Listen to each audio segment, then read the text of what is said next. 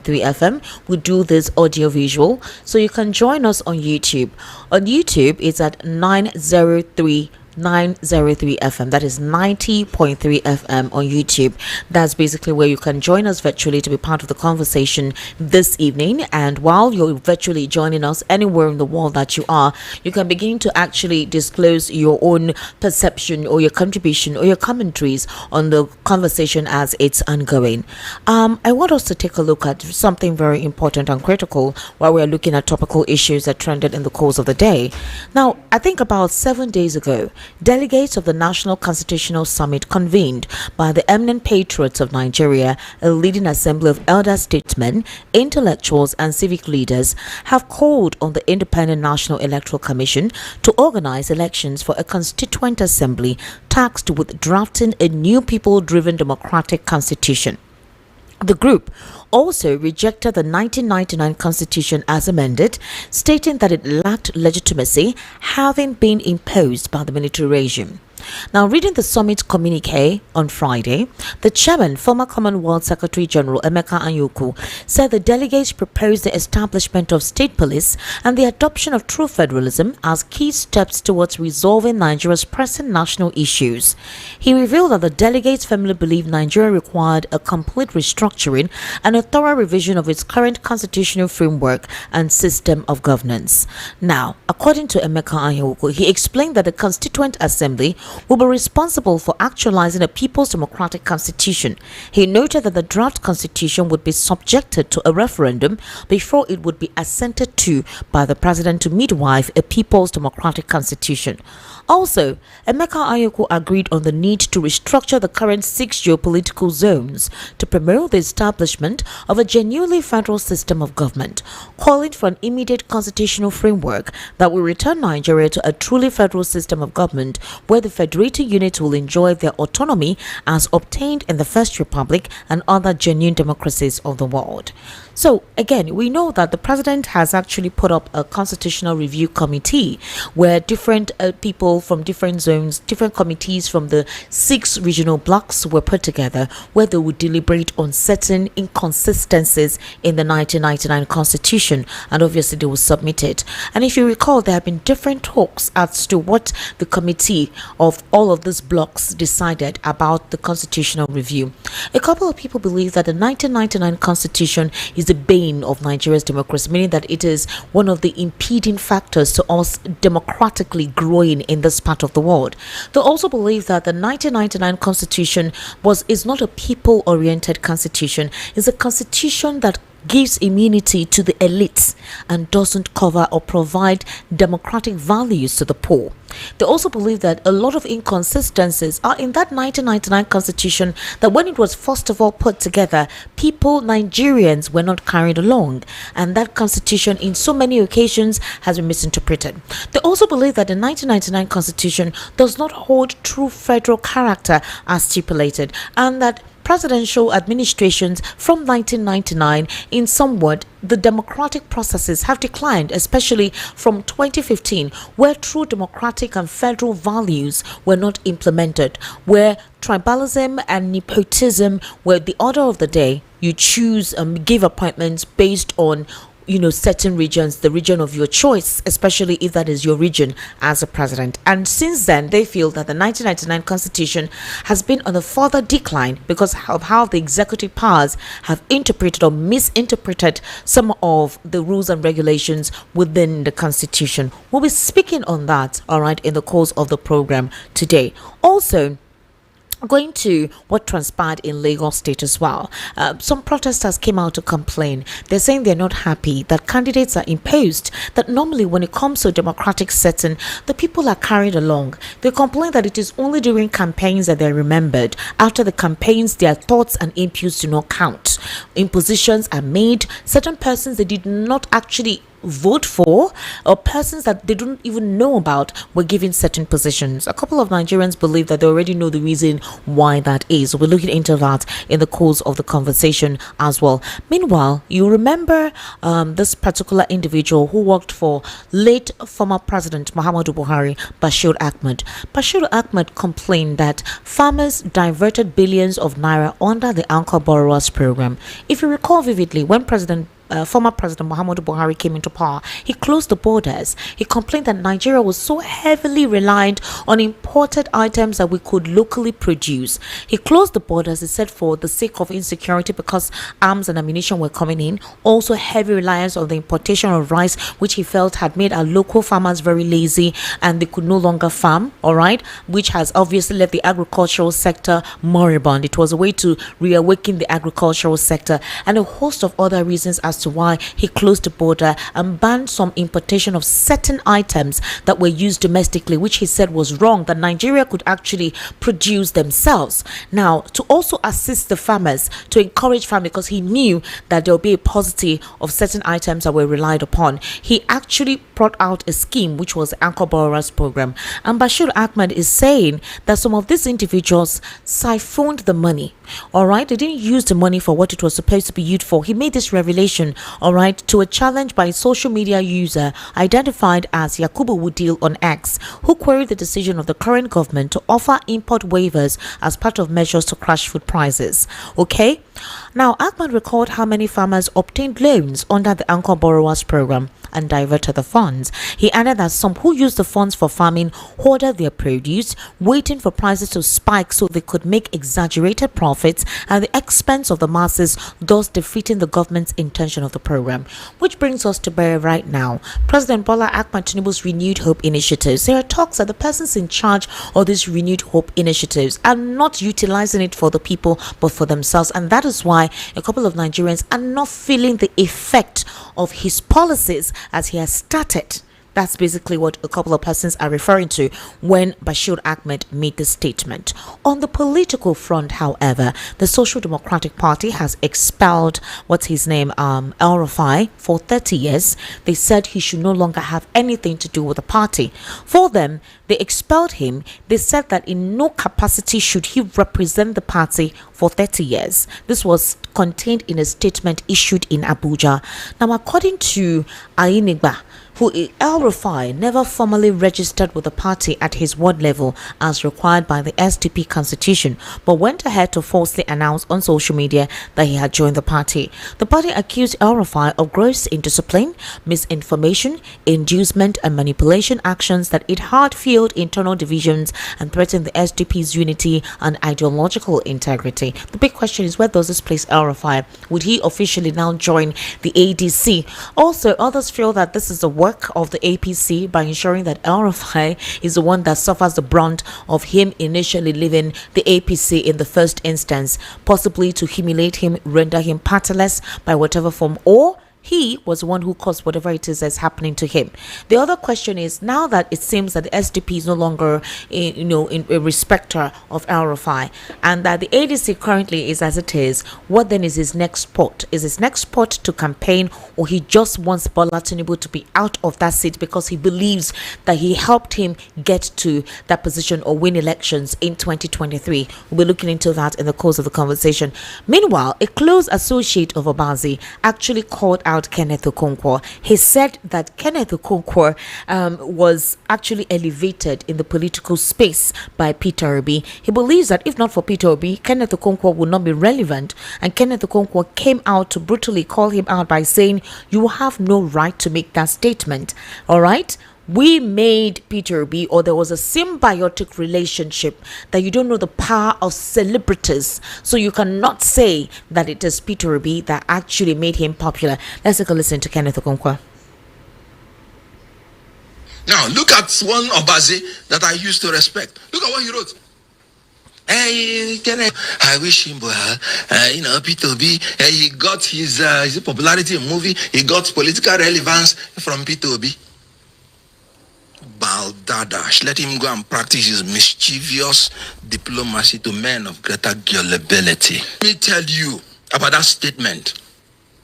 He said, I got political relevance from Peter Obi. That's an insult and an assault to the power of celebrity. Let me take you to United States. When Joe Biden was looking out fundraising, it was when a George Clooney and Julia Roberts took him. He got his highest amount. When he went to the disastrous debate, the democratically elected Congress members of the Democratic Party in America, they started coming one by one, trying to urge Biden to step down. He didn't give in. But when a George Clooney made a statement, you have to step down, Joe Biden stepped down. He couldn't bear the heat. Movie stars, celebrities give relevance to politicians, not the other way around. When I resigned from APC, the whole world carried it. When I started talking about Peter Obi, I have never met him. And this is not to diminish the mutual symbiotic value that we added to each other, that actually elevated each other. But for you to say he gave me political relevance, that's an insult. Are you giving me a movie star that acted the first movie that started Nollywood? Oh, they are still denigrating the power of stardom? No, sorry. When you invited me to your studio, it was not because I had anything to do. It was because I was a spokesperson and I had something inside of me to deliver. We have finished the campaign. You are still inviting me. Has it to do with anything that I'm speaking for anybody? And somebody is saying somebody gave me political relevance. I don't blame him. And he's saying seeking for greener pastures. I was sponsoring a ruling party. I donated and invested to a campaign in PDP, in APC. I have never asked for anything.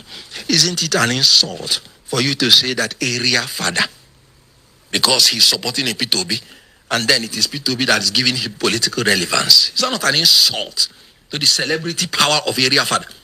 It's not like saying Aisha Yusuf, that because he's supporting Obi, that it is Peter Obi that is giving her political relevance. Obaze, I thought he was more intelligent than that. Hello.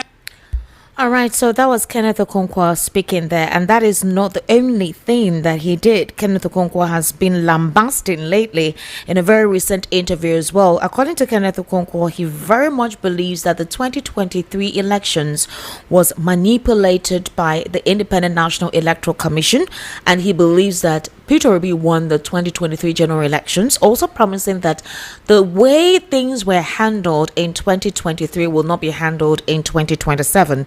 Let's take another listen to him as well. The first orders we asked the Court of Appeal to give to us was an order that INEC should allow us to inspect the beavers. 3 orders. INEC obeyed none of it. And yet INEC went to the same court and told the court to give them order to reconfigure the beavers before we inspected it. And the court did nothing.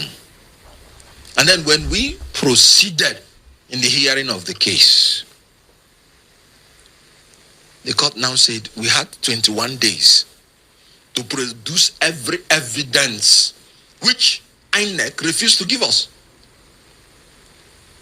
And then they say subpoena witnesses cannot come to give witness, they cannot come to give evidence after 21 days. 176,000 polling units. They say we should prove it, polling unit by polling unit. And you have 3 weeks. Is that not the position of the law? I disagreed with them because from the law I read, it couldn't have been the position.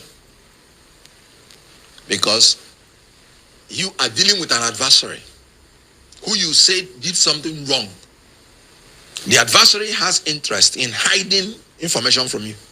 And then you, the court, you're saying, if he can hide this information and this evidence from you for 21 days, your case is dead. It couldn't have been the intendment of the law. But the court says that, I mean, for you, you are claiming and alleging that there is no substantial compliance with the electoral law. Oh, yes. And the law says you must prove beyond reasonable doubt. The law is very clear on electronic transmission. Now, let me tell you the rule of law. In one case, Miscellaneous Offences Tribunal versus Okorafor, they defined rule of law as doing everything according to the law and making sure the government actions are done according to the law. And that case excluded discretionary powers and arbitrary powers of government. And you know what the courts ruled? They said INEC had the discretion to choose whether they would transmit electronically or not. That is tangentially against even the fundamental definition of rule of law. No creature of law is allowed to use arbitrary power or discretionary power to do anything. That's against rule of law, because the definition of rule of law is that everything must be done according to law. And the law is very clear. You must transmit electronically. Section 65 is there. Then, if you don't want to say Section 65 because they don't use certain words, what about Section 64? Mr. Okunko, what is the standard of proof in an election matter? Election matters are sui generis. The standard of proof is balance of probability, because it's a civil proceeding. However, if you are alleging any offense within the criminal proceeding by the Evidence Act, the standard of proof of that particular allegation, which is tainted with crime, must be beyond reasonable doubt. So these are two different things. So I'm asking, the reason why I asked for the standard of proof in this matter, which is civil in nature, of course, when you say that people have manipulated the process, you're talking a criminal dimension into what is generally a civil situation. But the question is that those who believe that the lawyers in the Peter Obi matter did not do justice in trying as much as possible to tell the court that the election was rigged. Now, and that those who say the lawyers should blame themselves and not blame the process of the law. No. The process of law is very clear. The court told you that INEC has discretion. Where is it in the law? And I'm saying it is fundamentally wrong, because that goes against the judgment of Supreme Court, against what rule of law has defined itself as. I told you that rule of law rules out discretionary powers. And INEC is a creation of the law. INEC itself made rules and regulation and say they must transmit electronically. After that 2023 election, I watched your program, and you were asking some of the electoral officers, because you wanted yourself to know what is the position of the law. Are you going to transmit electronically? And they say yes. They will transmit electronically. That is the position of the law in your program. Meanwhile, the court said no, that's not the position of the law, because they have a discretion to do whatever they like. Can you imagine? And the Supreme Court supported it.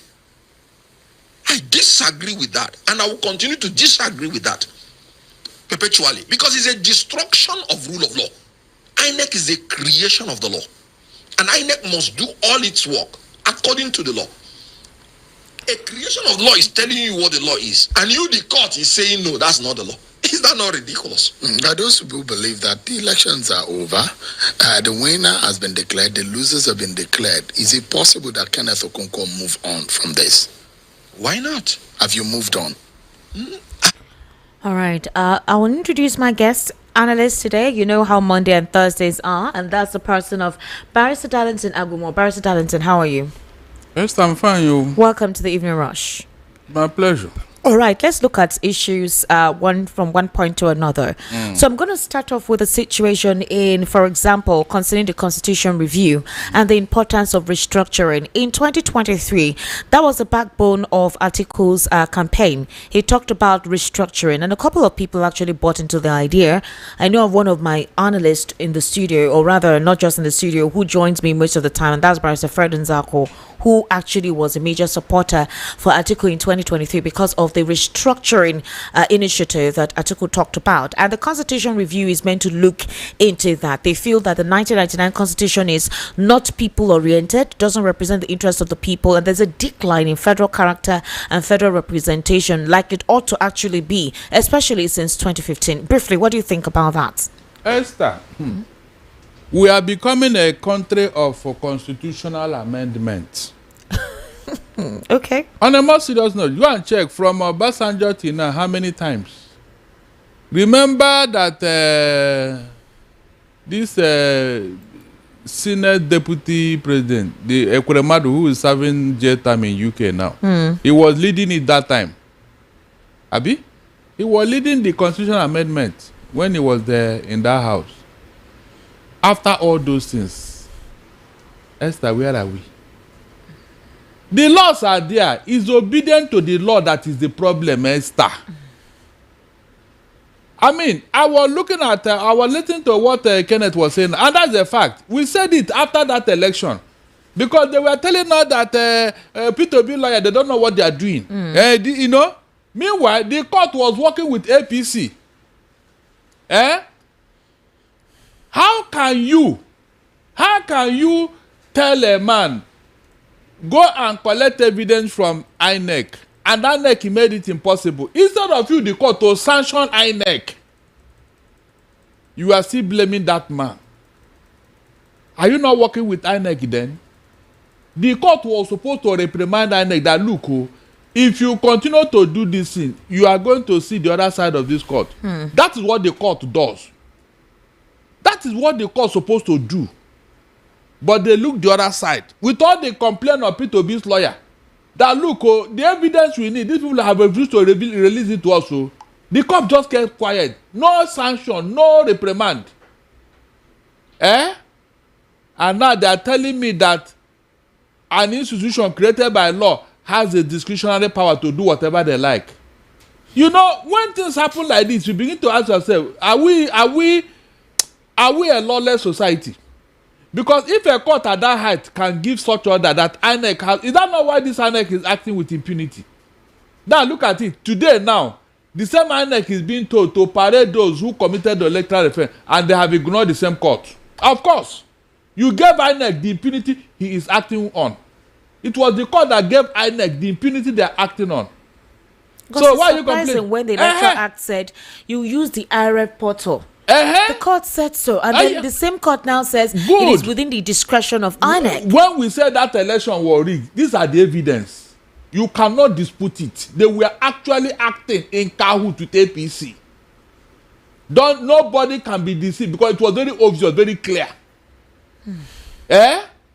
So when you are talking of amending, the one that is there, have you implemented 1/4 of it, Esther? For example, section 109 says if you defect in a state assembly, if you defect and go to another party, you have lost your seat. Clearly stated. Esther, I don't think that's functional now. Can you? I have not been saying it here. The case of Rivers would have settled this matter, but up to today, it's getting to 2 years now. The court have not looked into that matter. They were just dancing around it, and created a ground for state of emergency in Rivers State. Very right. If they have ruled on that matter, will all the people that are defecting now, will they defect?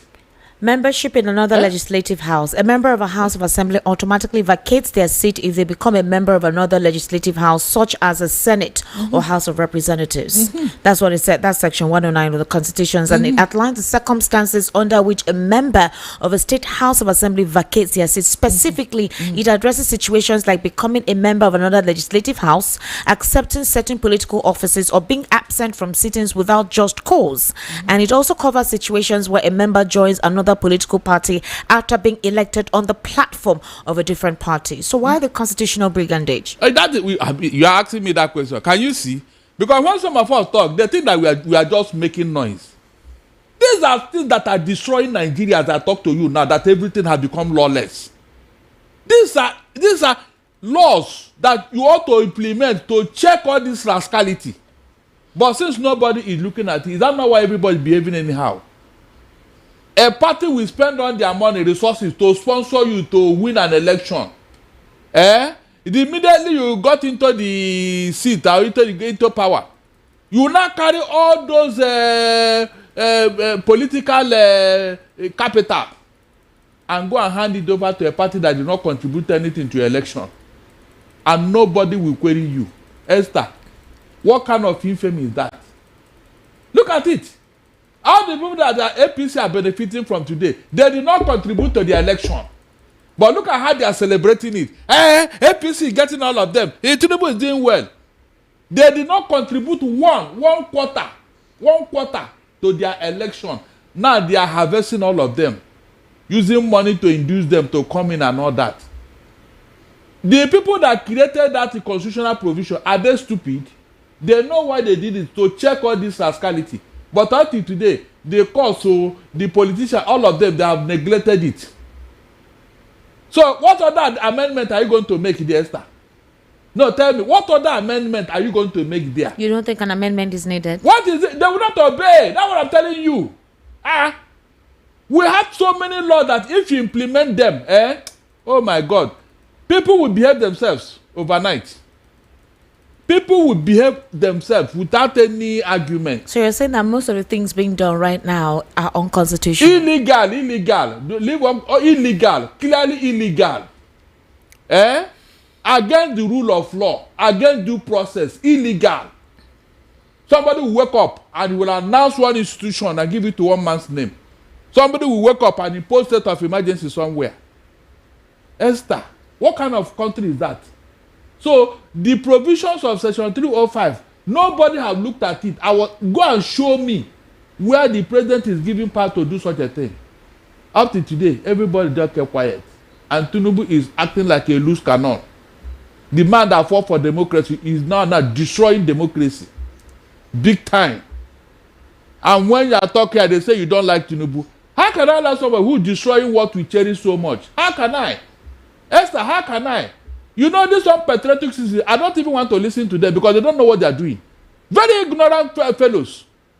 Tomorrow you'll be crying, Nigeria is bad. You are the one that created the badness in Nigeria. It is you. It is you when you are supporting this evil. The people that are protesting in Lagos State now, where we are there.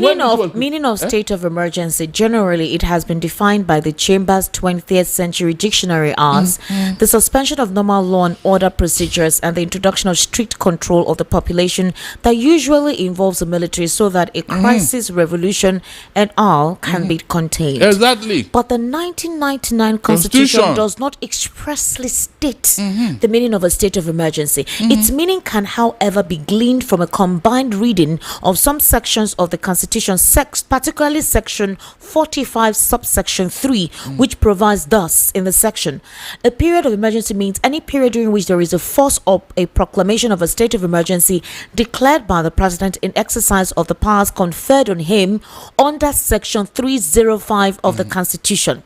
But section 305, however, does not expressly spell out the meaning of the expression state of emergency. The section only quite extensively provides for the procedure for declaration of a state of emergency, the conditions that will engender such a declaration, when it will cease to have effect, and the role of the National Assembly, the governors of the states and its legislative house in the process. Good. Esther, this thing you read now, are you telling me that the Attorney General of the Federation is not aware of it? Oh, he defended the president. Good. That will tell you what we are talking about. Now, the conditions spelled out there, was it prevalent in River State when that state of emergency was declared? There was. Well, it was because of the pipeline explosion. Even what do you mean by that? Was any pipeline exploding? You remember that some people went to investigate that particular fake news. and came out and told us that there was nothing like that. Is that not true? Barrister, they were just working towards an answer. Arise TV did they went there. And we saw videos of where the pipeline was interfered with, where whatever happened, they said there was obviously sabotage. There was also a diabolical bucket or bowl around it there where they did what they did. But we don't know if it was sabotage from the government or sabotage of the people of Rivers. Esther, so it's not fake, actually. Hold on, Esther, please, I want to ask you a question. The breakdown of law and order, which was spelled out in that section you read now, was it prevalent in Rivers State as at that time? They say breakdown of law and order. No, there was no breakdown of law and order. Like you saw in Plateau and Benue, where human beings were lost. That pipeline they are talking about, was it the first, second, or third time that pipeline had been busted by Niger Delta militants? Please tell me. All these things that people are trying to lash on, it just they are playing to the gallery. There was no need for such thing. Today, the real reason for state of emergency have it not become obvious to everybody? Has it not become clear to every Nigerian that they wanted the soul of Rivers State, Wike and Tinubu? Has it not become clear to all of them now? But those who were supporting it. That means have an issue. There was no need for state of emergency in Rivers. Because Fubara was implementing the Supreme Court order. The president shall have power to issue a proclamation of a state of emergency only when the federation is at war, the federation is in imminent danger of invasion or involvement in a state of war, there is actual breakdown of public order and public safety in the federation or any part thereof to such extent as to require extraordinary measures to restore peace and security. Exactly. There is a clear and present danger of an actual breakdown of public order and public safety in the federation or any part thereof requiring extraordinary measures to avert such.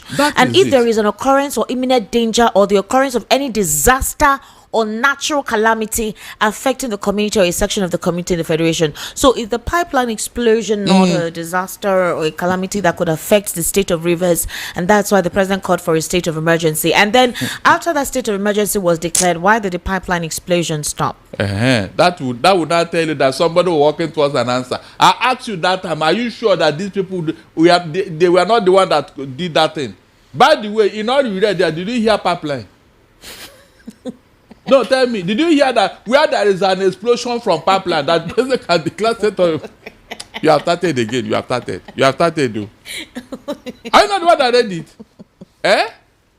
Or where there is a tire that burst, they will conclude it was a bomb blast. That immediately the president can declare... You know, very, very childish. Pipeline that exploded somewhere, therefore you declare state of emergency. But where human beings have been slaughtered, where you even visited in Benue to commiserate with those who are weeping and mourning, you didn't see anything for state of emergency there. That means Tinubu does not even know what is breakdown of law and order. That's the meaning. Yes, because if he knows, Benue and Plateau are eminently qualified for state of emergency. At a point, the northern leaders were begging Tinubu, come and declare state of emergency in insecurity in our region. Oh. Is that not true? He kept quiet. All right, but because in Rivers State, for selfish interest, you can now destroy democracy. You know that thing you read here, Esther? Did you hear that where there is an explosion or where somebody compromised the pipeline that carry fuel, carry gas, you should impose the state of emergency in that state immediately? That means people don't even understand the deeper meaning of this state of emergency. You are destroying democracy. Can Tinubu come out today and tell me he is Democrat? Can he? Esther, can he come out and claim again that he fought for democracy? That means ab initio he was deceiving everybody. A Democrat cannot behave like Tinubu. He cannot even speak like Tinubu. I'm telling you, he cannot. Every institution has been compromised under Tinubu. Is that not a fact? Can a Democrat behave like that? Tell me. No, look at it. Even in home state here in Lagos, look at ordinary local government election. Look at what is going on. He fought for democracy. He's an kiniko. Where is it now? Where is it? My happiness is that all of us are in it. Oh. That's my happiness. See, the people of Lagos are protesting now. They have not started. They are just starting. We are not the one that's even this chairman they are trying to harass. It's not the fault of the chairman of Jelabi. It's not him. He's acting on others. So yes, he's acting on others. Yes, I tell you that. Ojelabi is acting on others. He can't even have the power to do what impose who. Well, they complained today. When Sowolu tried to remove his speaker, did you see how they charge him from Abuja? And when he now became born again, they told him that his sins are forgiven. When Sowolu want to remove Obasa, did you not hear when the owner of Lagos said? And you are telling me that they said they are concerned that politicians from the 20 local government areas, 37 LCDAs, that what brought them here is the injustice they witnessed in the just concluded local government elections. Yes, they said that chairman and vice chairman have emerged, but when it came to appointing supervisors and secretaries to local governments, they were sidelined. Said there was no consultation, no dialogue, and that's not democracy. He added that many members who were not against those who won the elected positions, but insisted that the lack of inclusive consultation was troubling. Okay, and if you remember, after the local government elections were conducted, we saw some protests in some aspects of Lagos where some of the APC members complained of imposition, that even some of the aspirants who won the local government elections were not the aspirants that were the real persons that were meant to be there. There were a lot of complaints, but a lot of Nigerians feel that this is a way of making sure that, the APC making sure that what transpired in 2023 does not transpire in 2027. All the local governments, all the wards needs to be covered in whatever way. And they feel that imposition could be the way to actually realize that. Esther, I listened to your analysis during the 6 o'clock news, and I disagree with him. Okay. Completely, because those things you were talking about, how Awolowo was imposing and becoming... like it was the same thing to me. Was it not what collapsed the First Republic? Was it not what collapsed the First Republic? That Awolowo had to be jailed. He didn't talk about that too. So when are we going to move forward and leave certain things behind? Leave certain things behind because they are no longer relevant here. It will create problem. That's what I'm telling you here. When you want to make reference that will be sustainable, reference that is in tandem with the modern world. Did you hear such a thing in America? Where you copy the democracy. So why will you be telling us that it is the same thing? You must be connected with somebody up there before you can become anything. This and that. When they create a party, somebody must be in charge. What is that democracy? That was what collapsed the First Republic. So anybody making reference to that is that asking us to pass through the same road. Already, you can see the ruckus in Lagos now because of imposition. Yeah. Look at it. It has started. So anybody that want to take us for, please don't make reference to something. It is not healthy. It's not sustainable. We have chosen to do democracy. Let us do it properly, please. That's what I'm saying here. Don't do it ad hoc. But that's why people are laughing at us. They don't even know where we are. Who The outside world, yes, of course. You don't know that Nigeria has become a laughing stock, Abi? You have not been reading international news or what? I don't get it. No, you are not. Go and ask David Hundeyi now. Go and ask him. Go and ask him. All because of these people who claim to be God. How can you claim you are in a democracy when one man will decide? Well, Esther, please, let's go to the next one.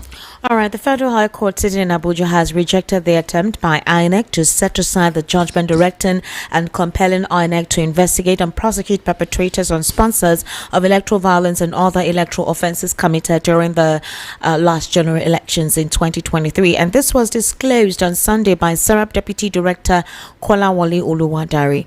INEC's application was brought to challenge the contempt lawsuit brought by Socio-Economic Rights and Accountability Project (SERAP) against the INEC chairman, Professor Mahmood Yakubu, over the Commission's failure to obey the July 18, 2024 judgment by Justice Obiora Ewatu.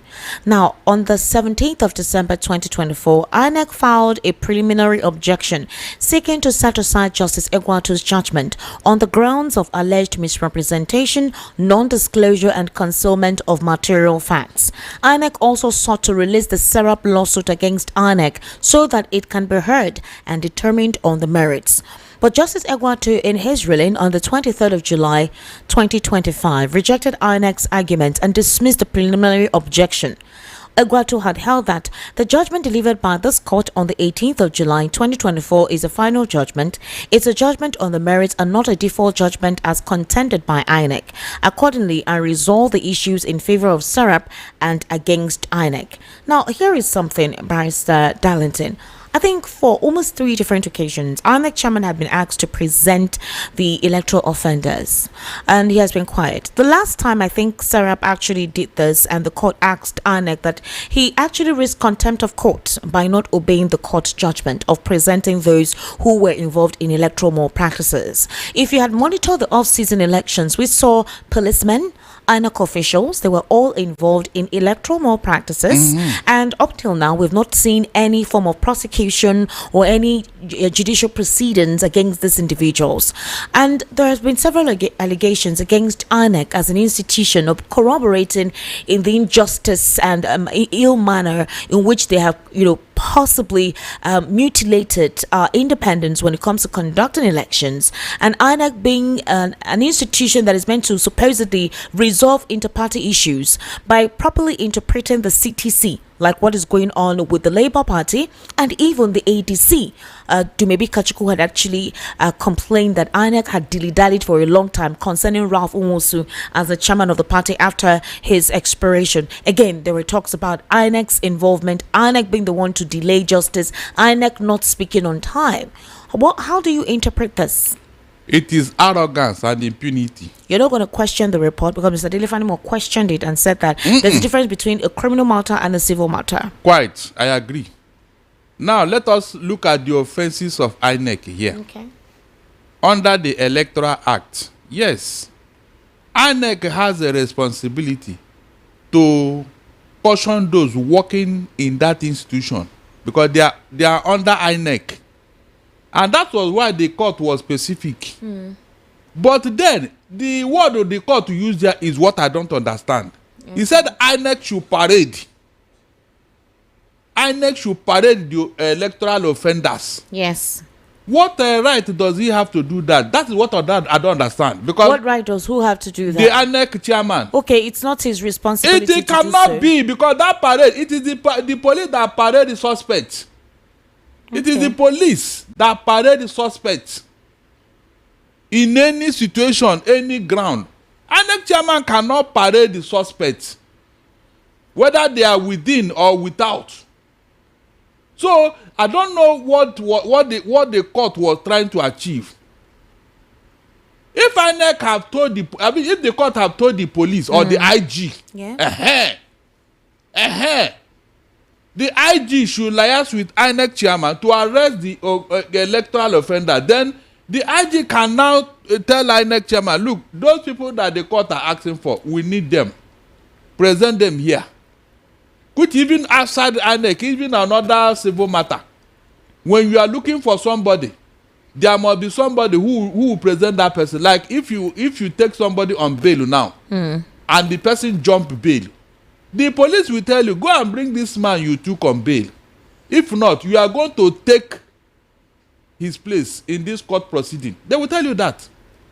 So, INEC, will he arrest these people and then carry them to police with what powers?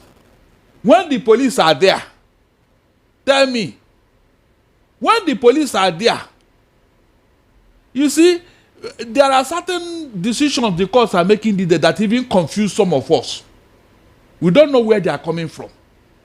They don't know who had the power of, yes, as a citizen, you can arrest. You can arrest in a criminal matter. Maybe you see somebody committing a crime. As a citizen, you can do that. It's there in the Constitution. But this is a civil matter, an electoral offense. It is when they get to court with the powers of the police, you now begin to ask questions as to what they do and what they did not do. You now separate it. If there is criminal element in that, you treat it as a criminal matter. Because a matter can be both civil and criminal. Yes. All right. So what they are trying to blame, and that's why the INEC chairman was very silent. He didn't even bother to answer until SERAP woke up. Yes. Serap woke up to take over the gauntlet. But even the contempt charges that they want to place on INEC chairman, did it go far? The man was just sitting pretty as if nothing happened, as if nobody was talking to him. Again, arrogance and impunity. Because due processes are not followed. Esther, due processes are not followed by our courts these days. The court should have given a specific order to the IG in this matter. All right, Barrister Darlington, the Social Democratic Party has expelled former Kaduna State Governor El-Rufai from its vote, declaring him ineligible to associate with the party in any capacity for the next 30 years. This was contained in a statement issued in Abuja just this Sunday. Okay? Now, according to INEC, El-Rufai never formally registered with the party at his ward level as required by SDP's constitution, but went ahead to falsely announce on social media that he had joined the party. So the party accused El-Rufai of gross indiscipline, misinformation, inducement, and manipulation actions that it said had fueled internal divisions and threatened the SDP's unity and ideological integrity.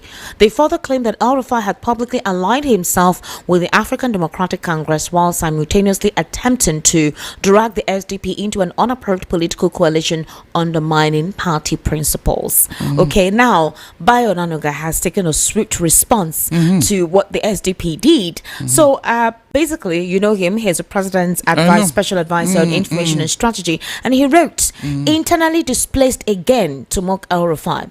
So you know basically what that means, and this follows weeks of tension between El-Rufai and both the SDP leadership and the ruling APC. So the question is, will we see El-Rufai officially now join the ADC, and do we see El-Rufai's vengeance or attitude of revenge against Tinubu having any headway? Let's look at it from a conjecture or a prism rather. Let's not look at it from a conjecture, from a prism of some Nigerians feel that El-Rufai did not do well as the governor of Kaduna State, and now that the president has emerged, Kaduna has not really experienced what it experienced under the governorship of El-Rufai. There's a very strong tendency that state may actually align with President Bola Ahmed Tinubu, specifically the Christian faithfuls from Kaduna State, and that it is his antecedent that is his problem. Now, El-Rufai seems to be speaking what a lot of Nigerians are feeling about President Bola Ahmed Tinubu, but the antecedent of 2023, when he vehemently, audaciously supported President Bola Ahmed Tinubu, Nigerians feel that it's because he did not get any personal gain from this administration. That's why he's coming out now to speak. So, again, is he now an internally displaced political person, as Bayo Onanuga has stated? It looks like, Oh my God. You know, the death of Buhari is going to claim many casualties in the north. Are you aware of that? At least El-Rufai is one of them now. Yeah. Because that time when Buhari was alive, El-Rufai was always going there, hobnobbing with Buhari. No, El-Rufai was a Buhari's boy. No doubt about it. Even when he left APC, he told her that Buhari, he spoke with Buhari, and Buhari approved it before he left for SDP. Oh, yeah. He said it. We saw videos of that as well. He said it. He and Atiku Abubakar. Now that Buhari is no more, you can see what is going on. Do you think that if Buhari were to be alive today, the SDP would do what they did to El-Rufai? Is it possible? So you think it's because Buhari passed on? Of course. That's why I told that many casualties are coming. Are you telling me? The CPC people that left, why do you think they left? Nobody to tell them what to do or what not to do now. Can't you get it? If Buhari were to be alive, will you allow all of them to move out in drove like that? No. They are now moving out. They are now want to act according to their conscience. Not that time when somebody will tell them what to do and what not to do. Because if Buhari were to be alive and these people are living and he did not say anything, of course, Tinubu will get the message that, look, Buhari is behind all these things. That's the truth. So that's what I'm telling you here, that there will be many casualties. The northern CPC member, they are going to now act according to their own conscience because they no longer have a leader.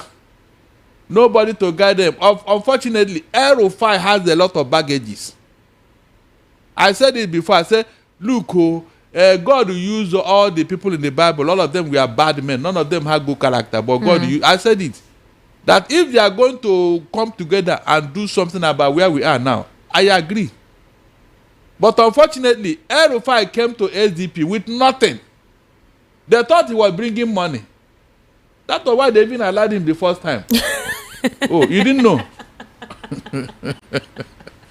They don't wait, no money is coming. They come here and say, in thief money. They were waiting for him to bring that money to their party. He didn't bring anything. So what is he there for? Don't you see that he has suddenly gone cold? He's not making noise. Do you think that if Atiku was not financing ADC, anybody will talk to him? Is it only Atiku that is financing ADC? Tell me any other person. What do you mean? Tell me, there's Amechi there. Doing what? What do you mean doing what? What did he do? So you're saying that he's not financing ADC? David Mark is also there. He's not financing ADC. Look, anybody that is the paymaster, you don't need to be told. By their actions and not right, you will know. Why do you think they are deferring to Atiku?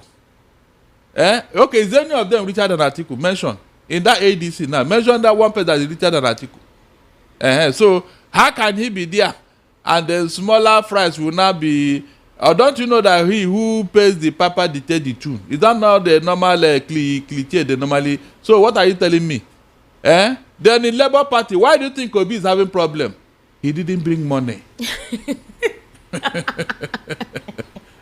He didn't bring money. Rather, Abure is not happy that money he should have brought to him, he used it to go and do Father Christmas all over the place. Don't you know that what he paid in Abure? Esther, you don't understand these people. You guys. You don't. See, you don't. Abure is not happy with Obi. Whenever he heard that he went to the north, he said, look at him. Look at, and I'm here as the chairman. No, instead of Obi to bring... All this beefing, is all about money. I am telling you, if Obi were to be passing message through Abu, they will become paddy. That's the truth. So that is Nigerian politics. So El-Rufai did not bring anything to the table except for that few noise he made when Buhari was alive. And when Buhari died, everything went cold. Simple. While the ADC has debunked, they've dismissed claims that it has thrown its weight behind Peter Obi. It was a statement made in Owerri, Imo State, by its publicity secretary, Kingsley Onoche, stating that it would only support the presidential aspirant who wins the party's primary. Further stated that it was wrong for some media houses to report that ADC was supporting Obi, insisted that it was improper for anyone to say so, and assuring Nigerians that the leadership of the party was working to ensure a rancor-free presidential primaries. So, Onoche assured the people that ADC would usher in a new lease of life for them in the state. Barrister Darlington, let's look at this political party, the ADC. What do they represent aside from the whole Tinubu must not come back in 2027, we're suffering, the hardship is too much? What is the ideal? Is it just to grab power? What is their modus operandi? What is that thing that should endear anyone to possibly align with the rules of engagement of the party or the vision or objectives that the party tends to speak of? They claim that they are going to be on a principled platform of democratic values, ensuring they carry everyone along, and having to question the misgovernance or the maladministration of this administration. But with the persons in it, again, this is basically what a lot of critics are talking about. The persons that they're saying, is this a special purpose vehicle just to unseat Bola Tinubu? That's it. Okay. But what exactly is your ground norm? What's that thing that is supposedly meant to be like angelic, white, heavenly, that segregates you from the darkness that you think is the APC? Good. Esther, 80 to 90% of the people in ADC, they were all members of PDP. True or false? True. Good. Under PDP, was Nigeria like this? That is what galvanized them to say, look, these people are destroying what we built. We cannot watch them do it. Because we endured the Buhari for 8 years, thinking that when this person come, he will do better. But it is getting worse every day. That was what galvanized them. They want good governance. They don't want a country where one man will be dictating to 200 million people, and you say you're in a democracy, which never happened under PDP. These are things that galvanize them into this coalition. Yes. Let somebody come and tell me that PDP was not better than what we are seeing today. then that person is a liar, is an unpatriotic citizen. That is what these people want to replicate. They want to go back. They want to return Nigeria to where it was before APC took over. We can go there. Because right now, is that one man or a few people have conscripted Nigerians into their fold. PDP did not hijack all the political parties to come into their fold. PDP did not recklessly spend money like this that we are seeing today. These are the things that galvanize them. And I challenge anybody to tell me otherwise. These are people that have been there. At least when they were in office, Nigeria was not like this. So let us even use that in their favor. Let us even say, yes, this is a fact. So we then now come and start behaving like APC that they overtook. Is it possible that they remove from office? So if they can come back and take us to where PDP brought us, why not if not? Why not if not? That's what I'm saying here. So anybody trying to vilify them, that means the person did not understand. Maybe he was not here when PDP was in office. The person was not here. Even this level of insecurity, we didn't see it under PDP now. We didn't. It was only Boko Haram we are suffering under PDP. And they were managing it. They were managing it until APC came and opened our borders for terrorists. What? Yeah. They opened our borders for terrorists. What are you saying? When Buhari introduced the $200 policy, what did you think was it? That anybody with $200 can enter Nigeria and will be given visa at the point of entry. With that singular policy, so all the people that enter that time were terrorists. Who are they? Tell me any normal human being that passed through that route instead of an airport. Was it the Igbo that come through that place? No, tell me. Oh no, Jesus. Is that indirect one? And he did it big time. Yes. You think he didn't know what they were doing? Tell me how anybody can enter Nigeria with $200. What was he going to do? You're making me laugh and it's unladylike. Because really? I'm snorting in the process. I don't like that. You don't like that? It's not proper. Yeah, it's not proper. Is it not you who has decided to defend APC? I mean, I get here. Akwagewa. You will see the other side of me. Oh yeah, go ahead. I'm defending APC. Wahala. Barrister Darlington, how? If there was an APC person here to defend themselves, yes, I'm not defending them, but I have to reel out. I have to reel out some of the things that they say is not in countenance with what a lot of Nigerians are projecting. You can see how wrong all of you are now. You can see. So if El-Rufai is in this quagmire, and you have also agreed that it's possible that he's a politically internally displaced person, and then you now have the situation with the ADC, which a lot of Nigerians are questioning because they don't understand what the ADC represents. Aregbesola is telling people, go and start getting your PVC. The time is now. Don't wait behind.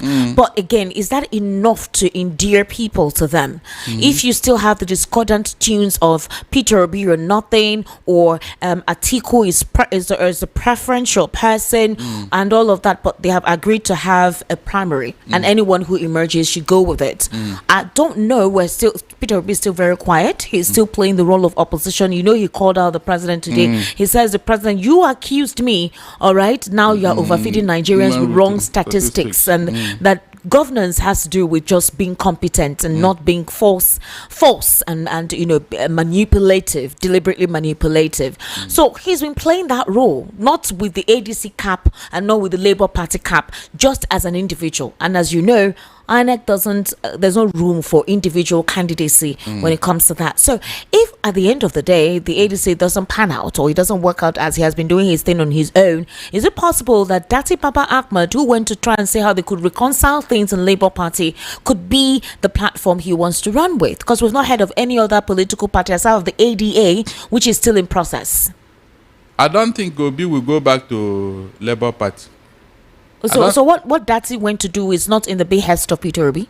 He said it now that he rejected the peace overtures now. Who rejected it? Peter Obi rejected the peace overtures. He didn't say Peter Obi rejected it. Peter Obi said it now. Why he rejected you? Okay. He said it now. I thought you said that. He said it. He said he went to dialogue with him before he went for that NEC meeting presided over by Abure. And I'm telling you here that Peter Obi cannot work with Abure. as long as the Supreme Court have ruled against him. Are you getting it? Anything he does, the same people that are supporting Abure now, later, they will still use that judgment against him. So if Peter Obi rejected it, what was Dati Baba Ahmed doing? He was trying his best now. He was trying his best. But it looks like it's not working out. And maybe that's what is delaying Peter Obi from taking a decision. Yes. PDP is even wooing him now. Maybe if they can remove Wike, like they remove what's it called, El-Rufai in SDP. Maybe by that time Obi may be considering PDP because of the structure they have all over the country. Are you getting what you're referring to the Nadu Usman committee who are saying that they don't understand what Dati Baba Ahmed is doing because Yunus Atanko, who is the national coordinator of the Wider movement, told correspondents that the group remained firmly loyal to Governor Uti and the caretaker leadership headed by Senator Nadu Usman, and that they are not aware of that particular meeting, but they are resolute. Exactly, because as far as anybody is concerned, as far as the Supreme Court is concerned, anything Abure does now is illegal. Cure ED. Is illegal. Let nobody be deceived. It cannot stand. Because later, that matter will go to court again. And the Supreme Court will even be very angry that their judgment was not obeyed by Abure. I am not joking. Yes, so whatever Abure is doing now, I think he's wasting his time. As long as the Supreme Court have said it, forget it. So did Dati Baba Ahmed waste his time by going to do what he's doing? Of course. And if Peter Obi says he's not recognizing that, and the Mobidia movement said anyone can do what they want to do to bring in peace, but he's not part of it, and Dati Baba Ahmed feels that there is no crack between he and Peter Obi. So on what ground is it right to the speculation that possibly he's preparing himself? All those party talk Dati Ahmed is doing, it will not help because Peter Obi already know his stand. How can a Peter Obi live in Nana Usman and then align with Abure? Was it not Peter Obi and Nana Usman and Ale Soti that took the Supreme Court judgment to INEC? Was it not these people? So how can they jettison it and then align with Abure? On what ground? That means you are eating your vomit. In fact, it will diminish Peter Obi. I'm not joking. Now, let's look at Kenneth Okonkwo-Obazi saying that there was a symbiotic relationship between him and Peter Obi and talked about the power of celebrities, how celebrities are the ones that even make politicians popular. What do you have to say? Yeah, it's a fact because remember, even during their campaign, is it not celebrity that they call up to come and be singing and dancing and helping them to campaign? But a couple of people felt like Kenneth Okonkwo was too boastful, gotten egotistic and all whatnot. And he has been vying for Atiku just like you have been vying. And a lot of people think he's been dollarized just like you have been. You may have been dollarized. Esther, how now? And that's the accusation that the way you've been defending that. Can I collect the dollar and we are still here? Did you not plan to run away? You have started. Are you sure you're not dollarized? You quite sure? Where is it? You're not collecting Atiku's money. You did sure? Can I go there without you? We are partners. I'm no longer APC woman leader. No, we are partners in crime. Ladies and gentlemen, 40 minutes got past the hour of 8 o'clock. Let's take your reaction. The number to call is 0700 903 903 903. Okay, 0700 903 903 903 or 080 3692 9933 080 3692 9933, and the WhatsApp number is 0817 1756 338 0817 1756 338. Hello, good evening. How are you? Good evening, Esther. Good evening, sir. What's your name? Good evening, Chief Barrister Darlington. Good evening. I'm Edward, calling from Sango. All right, Mr. Edward, please go ahead. Please, I want to ask my barrister one question. Looking into the sufferings of the masses, looking into the inadequacy of the present government to stop security in this country, looking into these court cases, and looking into this, the pressing need of electoral reforms, electronic voting that Buhari signed into law. Does it not mean now that all lawyers in Nigeria will come and defend the integrity of this nation?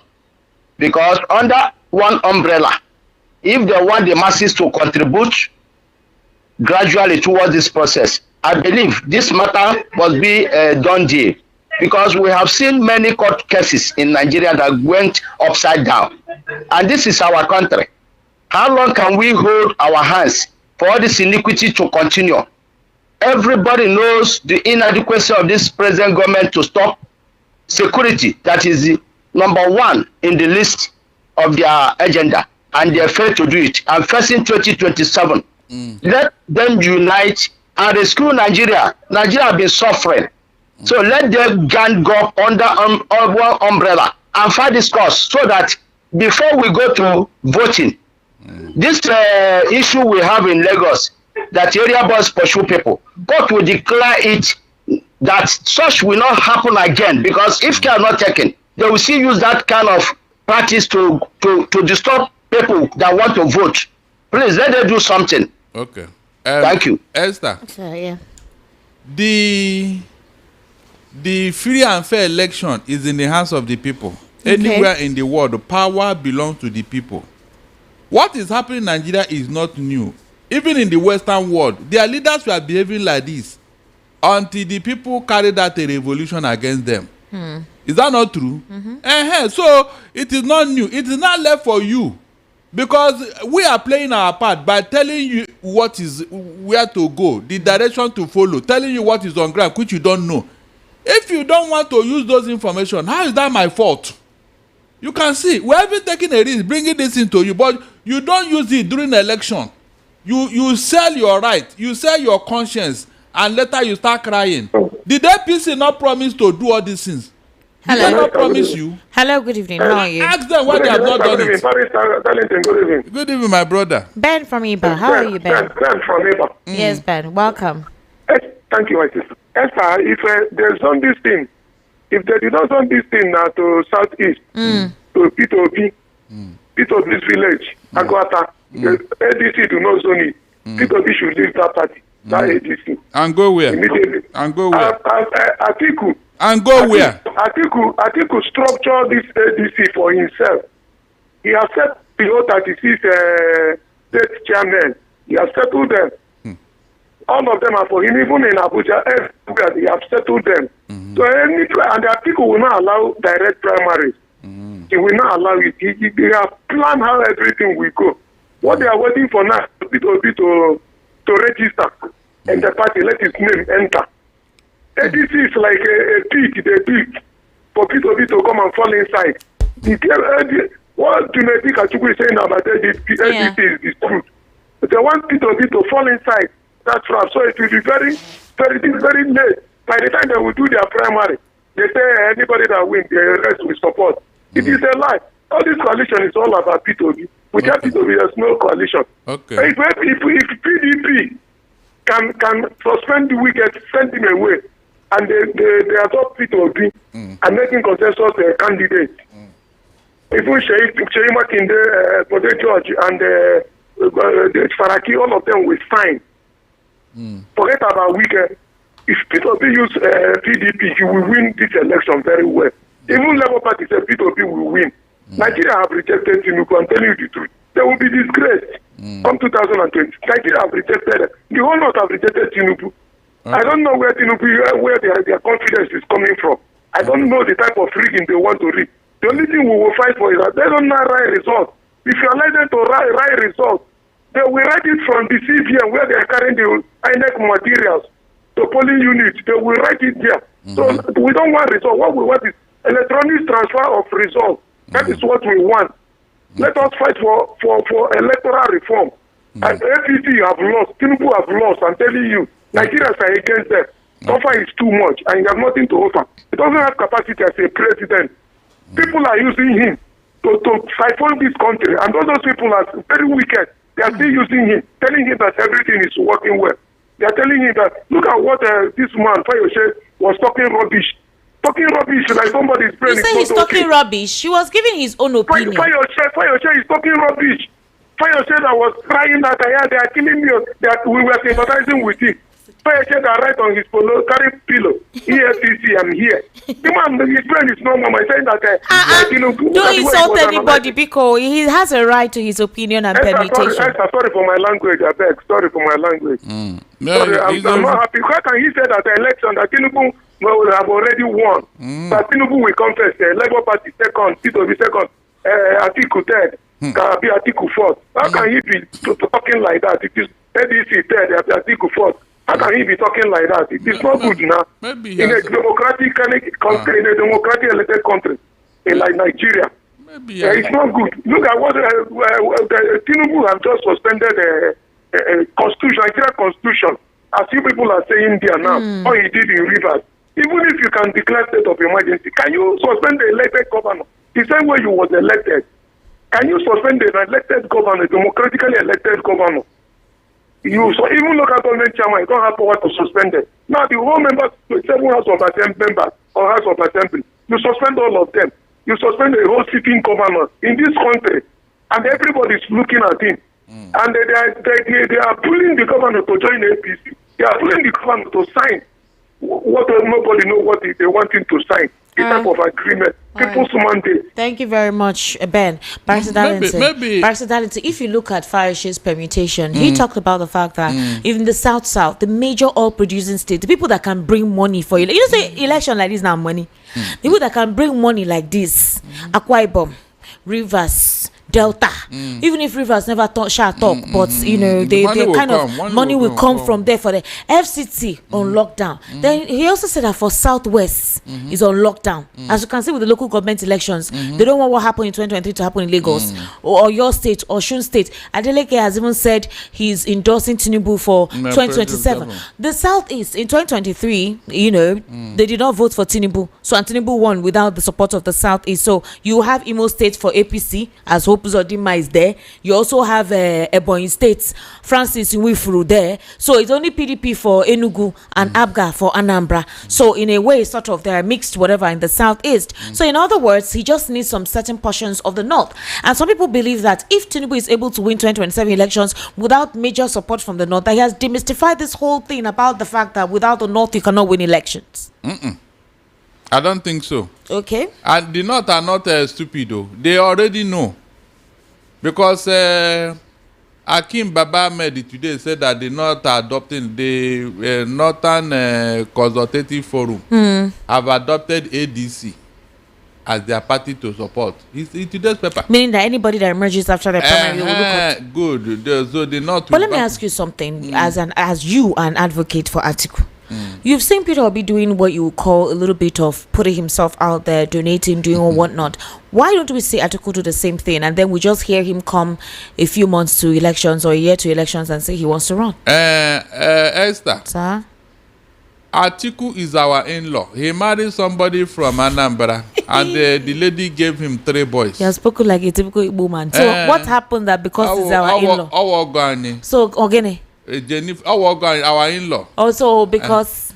So if Obi want, he can go to the North and marry Aisha too. An equal marriage or an equal the fact that we're not seeing him do rather than just come out campaign, but as an individual, see you be reflective of the people's needs. Esther, no matter what you do to your concubine son, he will never call you his father.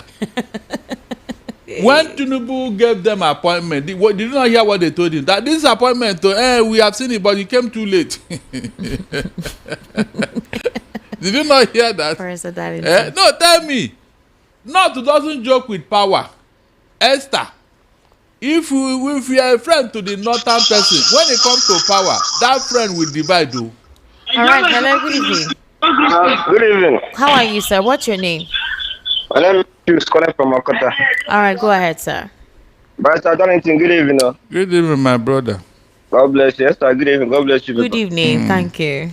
Please, Barrister Darlington, I want to call. The other day I couldn't get through. This is a Abure issue. I think the Supreme Court is the highest court we have in Nigeria. Yes. I got the Supreme Court give a judgment that this guy is not a valid chairman of the Labour Party. And he's still there. if it's an ordinary person now, maybe he steals something or make one kind of statement now against these people, they will go after him with every power and forces to kill him, move the person there. But this Abu have been there disturbing. Is it that they personally sent him to, or they specially installed him there to give Obi problem, or what? Why is it that cannot respect the judgment? He's still parading himself, and people are looking at it, and the federal government are hearing, the Supreme Court are not hearing it. So they have order to instruct police or army to go and get this man, put him in jail. Why are he refusing order or judgment of the Supreme Court? Is there nothing that can be done for this Abu for him to step down, respect the judgment of the Supreme Court? Well, this is getting out of control. For you know, that 2027 will be here, another election will come. This guy will succeed in what he wants to do to frustrate our brother Obi. What is the problem with this guy? Is there nothing that can be done? It's getting me very angry. I don't know what to say. Look at this Abulai, this kind of man, the APC. They just suspended him. He just resigned. And you say he's speaking with your man. They say resign on Monday. He respected himself and resign on Friday before the Monday get there. But this one still here. They gave him appointment. They gave him appointment as part of the board of the FAN. Federal Airport Authority of Nigeria, FAN chairman.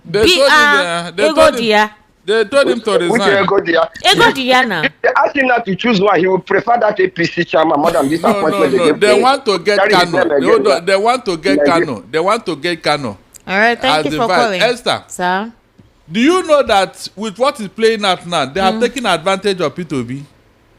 Are you yes, now because who took advantage of APC? APC, yes. Explain, please. Good. Now, this is a party that made Labour Party.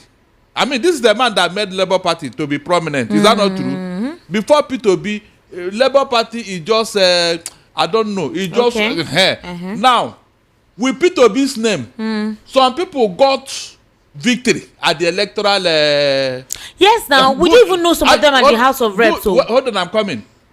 Esther, with what they have done now, having looked at Peter Obi that he cannot, he's not aggressive, he's not assertive, gentleman. All those people that got victory with his name, look at all of them. Have they not defected? They have. Good. Now only one said this. Good. Where is Peter Obi's political capital now? Where are they? Where is it? Hello. Good evening. Yeah, good evening, Esther. How are you? I'm fine, sir. What's your name? My name is Kingsley. Kingsley. Yes. All right, Mr. Kingsley, please go ahead. All right. Please, my contribution is that I want Mr. Darlington to allow Peter Obi to be, not to make his own choice. Okay? Okay. Then, yes, I think the way he's talking like someone who is a kind of, speaking for Atiku, which is totally wrong. So he should allow Peter Obi if he cannot support him. There are thousands of people who will support him. So he shouldn't come to the radio and start demarcating Peter Obi. That's very wrong. Okay? Yeah. Okay. And secondly, you, Esther Mochku, you understand? What you need to do is, anytime Mr. Darlington is going out of order, you have to correct him. You are the host. So I don't know whether it's part of your station, but whatever it is, make sure you put him in check as well. Because if anything happens, you are the one that's going to be responsible for it. Go and sit Okay, down. thank you very much, Mr. Kingsley. God bless you, sir. Esther, if I'm the only one that they claim is the marketing people and thousands are marketing him, please, who is the majority here? Why am I the problem here? I am telling you things that is no, look at how people talk. Hello, good evening. You just imagine this man. Hello. You don't want to talk. Hello. Good evening, sir. What's your name? I'm David, calling from Ota. All right, Mr. David, please go ahead. Good evening, Esther. Good evening, sir. And I thank the barrister. They are greeting. Well done, sir. You see, what really happened is that a lot of people, they don't understand Mr. Darlington. They don't understand when it comes to Nigerian politics. The North are very, very powerful when it comes to politics. Now that they have used Abure, this leading party now, this ruling party, they have used Abure to spoil the Labour Party. There is nothing Obi can achieve in Labour Party. And if he want to help himself, he dare not go to PDP because Wike is still a factor there. So the best thing for him is to join hands with Atiku, whether he likes it or not.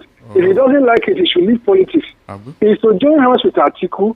If Atiku agrees for him to go for as number one, fine. If he doesn't agree, if he say go come for my advice, Obi should gladly accept Well, it depends on the outcome of their primary. So let's leave that to be decided. And Peter Obi has told everyone that nobody has approached him to be a VP. Nobody. Like this outcome we are talking about now. Do you know that it would have been prepared ahead of time? You don't know the note when it comes to politics. That is their oil. That is their crude oil. Politics is not crude oil. They have arranged everything beforehand. That's the truth. Oh, wow. The note. Yeah. The note. They don't play with All power. that they are going to do is just on the surface. We are going to see what will happen. So when it comes to PDP primary, why was it that Atiku was able to overcome and win it? But Barrister Darlington, you're saying you said they love power. But you were the one I asked yesterday that if there is an agreement, you were believing that Atiku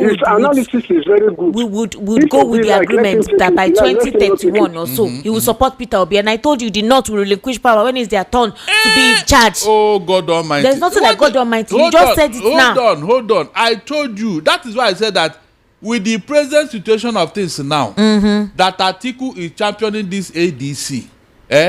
By the way, the people that are supporting telling Peter Obi, if they don't give you ticket, go away.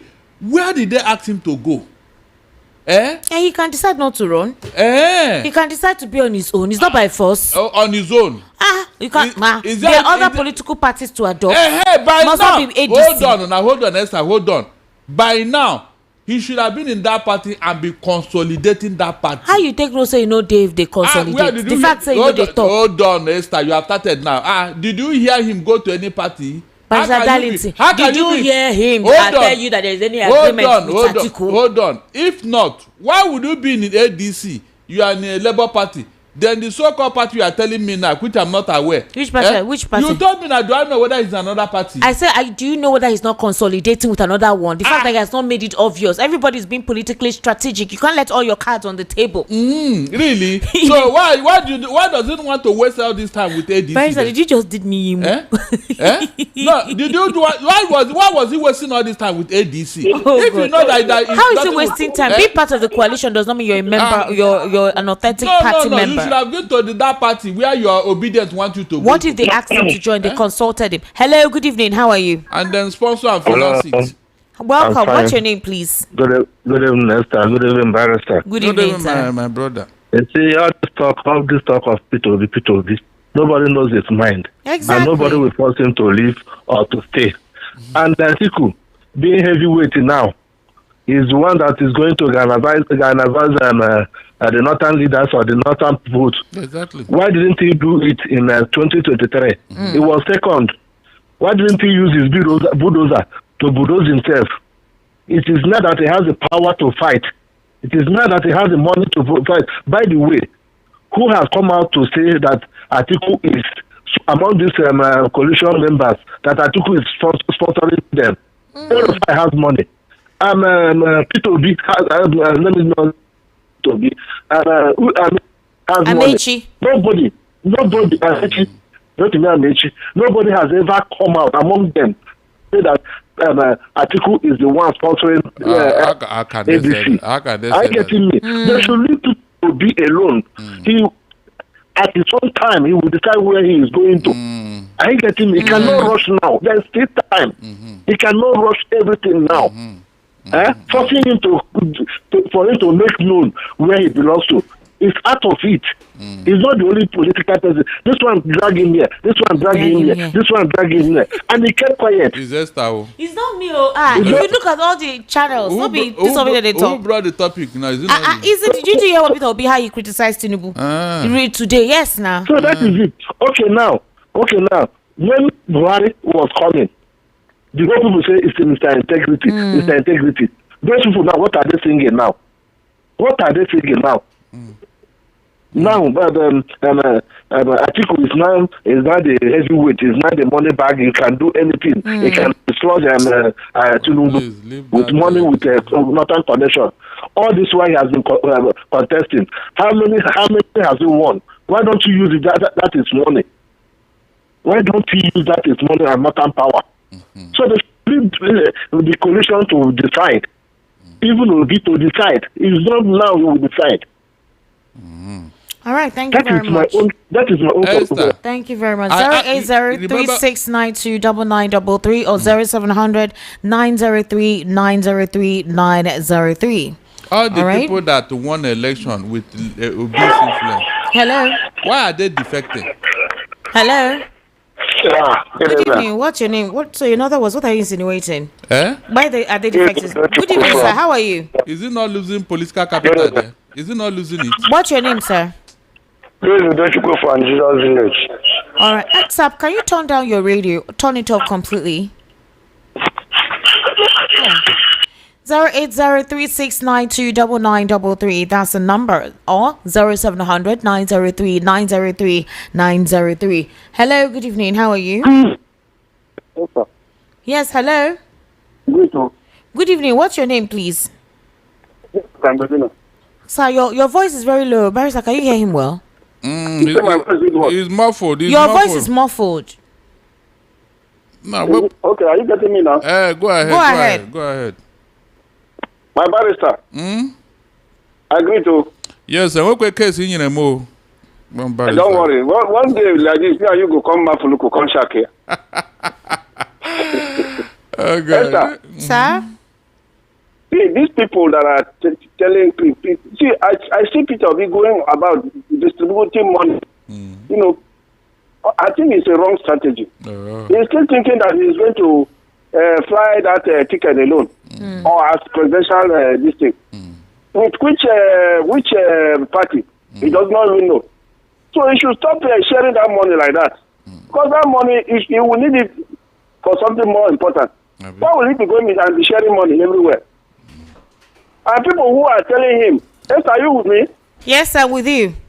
The people who are telling him that he should fly or go to PDP or he should go to Labour and all that, they are not helping him. Those two parties have been compromised by the people in power. Exactly. Wike is there, so, you know, dictating what will happen in both Labour Party and this thing and PDP. So what do you think? I think anybody that loves that man, Peter, we should go and tell him that he should calm down. He should come to this ADC and see what they can do. Because if you must not be president. All right, let me bust your bubble, okay? Former Borno State Governor Senator Ali Modi Sharif has confirmed that Labour Party's 2023 presidential candidate Peter Obi is set to return to the PDP to contest the 2027 presidential election. He made the disclosure during an interview on Channels TV this night, I think for Channels Politics. Peter Obi has accepted to go back to PDP. He said that the information available to him is that any moment from now, Peter Obi will go back to the PDP and run as a presidential candidate under PDP. But we've not heard Peter Obi confirm or deny this. Esther. Finally. Peter Obi wants to take us back to 2023. And if he does that, I will not forgive him. We've not heard from him. This is what Ali Modi Sharif is saying based on information relying to him. If that news report is true, and he eventually goes back to this, that means he has taken us back to 2023, and I will not forgive him. People are looking for how to get out of the suffering, the hunger. Are you not hungry? We're hungry. No, she's not. But if you're not hungry, even Amechi is hungry. Why will he not be hungry? So people want to get out of the hunger, and he wants to compound the problem. Oh God, I think that if he does that thing, I will not forgive him. Thank you. I will not forgive. Again, we're hearing this. We've not heard anything from Peter Obi yet. Esther. Yes. Finally, let it be so that this matter can be rested. Let's what be. They told somebody, you understand what I'm saying? So who can hear lead there? Let them continue. Let me see how we pan out. Do you know what will happen now if Atiku run, Peter Obi run, Tinubu run? Have the vote not been scattered? Tell me. The same thing that happened in 2020. Can you see what they are talking about? Esther, have you seen what I've been talking about? Barrister Darlington, we cannot believe this until we hear from Peter Obi. No. Ali Modi Sharif is saying, based on information he gathered, although we heard from what's his name, Professor Jerry Ghana, that they are speaking with Peter Obi's team. I don't know what they promised him. I don't know if they said he'll be. But the funny thing is the fact that Wike is there. A staunch supposed political enemy of Peter Obi. So how? And all the National Working Committee members are in the pocket of Wike. Is that not true? They are in the pocket of Wike in PDP. And he has not left APC. Well, like I said, I'm currently on Peter Obi's Twitter account. I haven't seen any response to this. No, maybe by tomorrow he's going to respond to this. Let me tell you how these things are done. They will fly a kite and then watch the mood of the people. Okay. It is the reaction of Nigeria now that will make him to come out and say. Do you think Peter Obi is deliberately trying to confuse? But a lot of people think that he's deliberately trying to confuse the APC, so nobody has a stronghold as to what he's about doing. Look, at this point, there is nothing like sitting on the fence. Are you getting what I'm saying? You must be clear in what you want. As in APC now, is there anybody challenging Tinubu on that ticket? The answer is capital no. Nobody. Have you heard anybody say that he's going to challenge Maybe Tinubu? He doesn't want to say so that they don't adulterate whatever place he wants to get to. The person would have got out by now. All the people that have given Tinubu sold ticket, have you had any challenge anywhere? So you have to be decisive on what you want so that you now start planning, so that your followers will know where you're going and how to help you. Not at the 11th hour you want to surprise everybody. People will be in disarray. They won't know where to go. That's what I've been saying here. But now that we are hearing that you want to go to PDP, all well and good. Well, I've never opened my mouth. That is Ali Modi Sharif. No, leave that. We are hearing. That's what I say. We are hearing. And I told you, I just checked his Twitter account. I have, as of this time, I don't know about tomorrow morning or about later this night. Why we leave this place? Don't worry. I told you how these things are done. They don't come out to say this what they will fly a kite. Hello. Good evening. How are you? Good evening. Good evening, sir. What's your name? My name is Prince Abdul Malik. Prince Abdul Malik, please, where are you calling us from? Hello? I can hear you, sir. Where are you calling us from, sir? I'm calling from Sierra About in Igimu, Lagos State, Alimosho local government. Okay. The problem that made Atiku not to win 2023, it is not the turn of the North. And at the same time, I give Barrister Darlington kudos and Anosike the way they are hitting on the politics. You see, what I see is this. It's only 36 governors that wait and vote Tinubu. Tinubu can never win 2027 election. The North is off his back, whether he like it or not. All the billion that is borrowed from World Bank, he will return it by the grace of God in heaven. He has infringed punishment on Nigerians nationwide. All right. Okay, thank you. Hello, good evening. How are you? I'm fine, Esther. Well done. You're on the road. You did drive? Yes. Go ahead. I don't want to call before, but this man that said he wasn't going to forgive Obi made this call. If he joins PDP. Obi owes nobody any damn explanation. Obi doesn't have two heads. If you're not okay with what he's doing, you to carry ballots, go register. Don't tell him what to do. Obi is not Jesus. He's not coming to save anybody. If you're not okay with what he's doing, you to go and get ticket, join party. All this advice, Obi should do this. Obi, the judge should do what they need to do. But a couple of people think this will be a trap. See, I don't even care if it is a dungeon or a pit. I don't care anymore. This advice here and there, Obi do this. People too should get their act right and do what is right. They just don't want to do anything. All they want to do is give advice. Everybody knows what to do in their head, but nobody is ready to take any action. Nobody is ready to do that. Obi should do this. Obi should do repeat 2023. You and I, what are we ready to do? What did you do in 2023? When what this guy's INEC chairman did his own bidding. So what did we do? Nothing. They should leave Obi alone. No. They should stop this unnecessary ranting. They should keep their advice to themselves. Leave Obi alone. You and I, what are we ready to do? What are we doing right away? Good evening. All right, thank you very much. Thank you. Okay, 08036929933 and or 0700 903 903 903. Hello, good evening. How are you? Oh, fine. Good evening. Welcome. Thank you very much. Well done, no. Thank you, sir. My own opinion. Yes, sir. Yes, sir. Good evening. Good evening, sir. My name is Musa from Navy Town. Musa from Navy Time. Navy Town. Okay, Navy Town. Oh, Navy Gate. All right, go ahead, Musa. Yeah, my own opinion. Barrister, God bless you. Amen. God continue to bless you. Amen. If anybody think he would keep deceive Obi or which go to APC, I mean PDP, person does not like Obi or go to what is his name, Labour, does not like Obi. Those two parties they are for APC. They are not deceiving themselves. They are for APC, Abure and Wike. They are deceiving. They are deceiving themselves.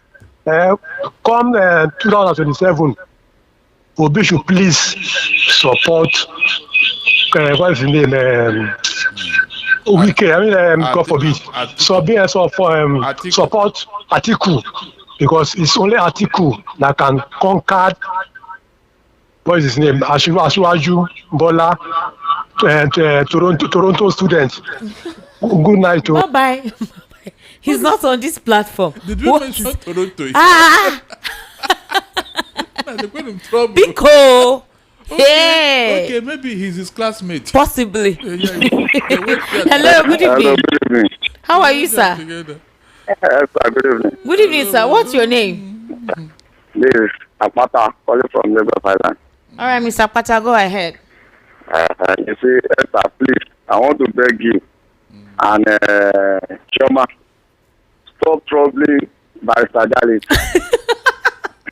Please help me tell them.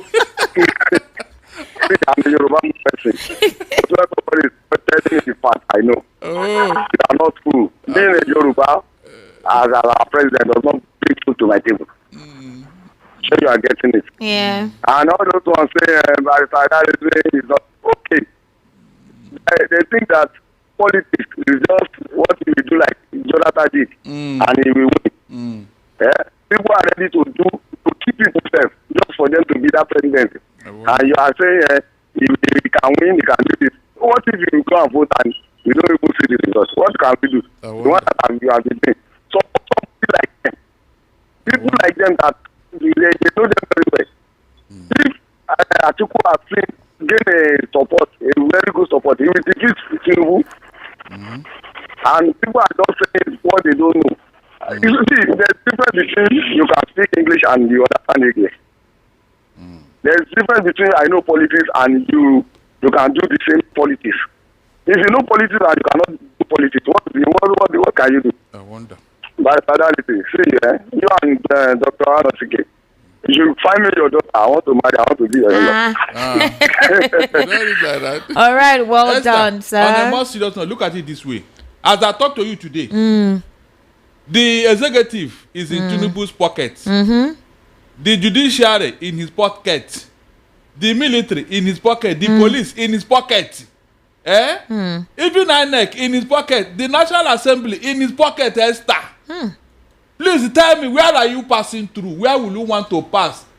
To make matter what, these are his people that are heading those institutions. So you think if Peter Obi goes to the PDP, then if Peter Obi joins PDP, I wish him well, though. I'm no longer talking. Tinubu don't get free of charge. I said I'm no longer. Well, like Barrister Darlington. But I had enough to say it that if Tinubu rig this election, there will be no Nigeria. Barrister Darlington. I'm praying for such a thing to happen. It will not happen in Jesus' name. Really? It will not happen.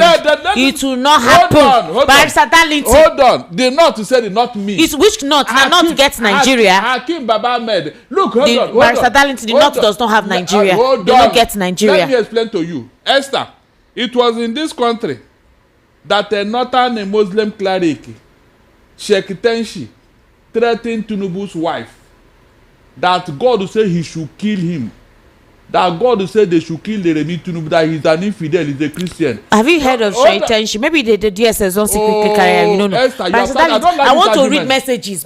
Good evening, Esther. Barrister. Did he utter a word? Barrister. Did he utter a word? Look at all the things the North have been doing to him. Has he uttered a word? No, answer me. Has Tinubu uttered a word? Tinubu feared the North. That's why even the terrorists, he cannot even deal with them. True or false? Hey, answer me now, since you are talking. We are telling you things here, you don't want to listen. Peter Obi, please go and run wherever you want to run, and I wish you well. Have I not said my mind? I told you that Peter Obi has not said anything confirming what Ali Modu Sheriff said, ex-Borno State Governor. We also heard Jerry Ghana say, yes, they are speaking to him, to his team. We don't know who this team is. And then to hear what Borno is governor, whatever, I don't know whether it's a deliberate method of confusion, saying that information at his disposal is that he will return to the PDP. Under the current state of the PDP, I mean, do think about it. Who would want to join the PDP when people are leaving the PDP to join the APC? You're asking me. I'm just saying, that's what I'm saying. Think about it. That message cannot be confirmed. Peter Obi has not affirmed or confirmed that particular Are you serious? statement. Yes, he hasn't said so. Also, what if it's a means of just trying to create confusion or possibly debase him, or maybe his supporters will become demoralized? Okay. Because you can't just join the PDP just like that. I mean, Wike is still there. A lot of persons are leaving the PDP to join the APC, and then you're joining to do what? Okay, you are now. No, I'm just wondering now that I'm trying to let you know that this information has not been confirmed. It's just the case. Ali Modu Sharif could be speaking on his own. Good evening, Esther and the guests in the house. We all know that candidates are imposed and selected in all the elections held in Lagos State. The election being carried out is just a gimmick, and this is the more reason why APC has occupied the 57 local chairmanship seat. All this is geared towards winning 2027 elections in Lagos State. We know the game already. Adams Oluwatoyin from Ijegun. Good evening, Esther and Barrister Darlington. I pray you read my message. Esther, if not for who Barrister Darlington is, you are close to not only generating his opposing team or making him. Thank God you didn't ask him to reach an agreement with you today before starting the program. It's either you're trying to force words into his mouth or something. Now, wow, guy, calm down, like chill, yo.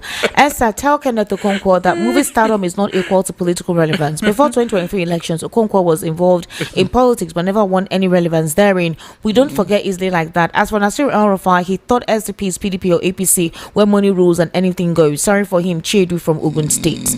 Good evening, Esther and Barrister Darlington. Peter Obi gave Kenneth Okonkwo political relevance. He might be popularly known in his career as an actor, but when it comes to politics, without Peter Obi, nobody has ever recognized him as a politician.